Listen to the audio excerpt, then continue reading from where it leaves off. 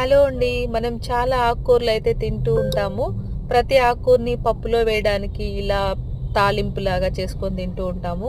మీరెప్పుడైనా ముల్లంగి ఆకుని ట్రై చేశారా? నేను కూడా ఇదే ఫస్ట్ టైమ్ ట్రై చేయడం. ఎలా ఉంటుందో, బాగుండదేమో, స్మెల్ వస్తుందేమో, టేస్ట్ బాగోదేమో అని చాలా డౌట్స్‌తో అయితే స్టార్ట్ చేశాననమాట. కానీ మీరు నమ్మరు, రియల్‌గా ఎంత బావుందంటే చాలా బావుంది.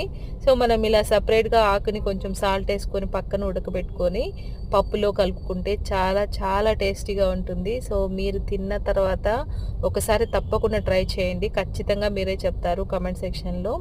సో, ఎంత బావుంటుందంటే చాలా చాలా టేస్టీగా ఉంటుంది. మనం మెంతికూర, ఒక పాలకూర తిన్న ఫీలింగే వస్తుందనమాట. ఇంకా ఎన్ని హెల్త్ బెనిఫిట్స్ ఉన్నాయో ముల్లంగిలో కంటే కూడా ముల్లంగి ఆకులో చాలా హెల్త్ బెనిఫిట్స్ ఉన్నాయి. సేమ్ ప్రాసెస్‌ని ఫాలో అయిపోండి. చాలా బావుంటుంది. తప్పకుండా ట్రై చేయండి. వీడియో నచ్చితే లైక్ చేయండి. Please subscribe.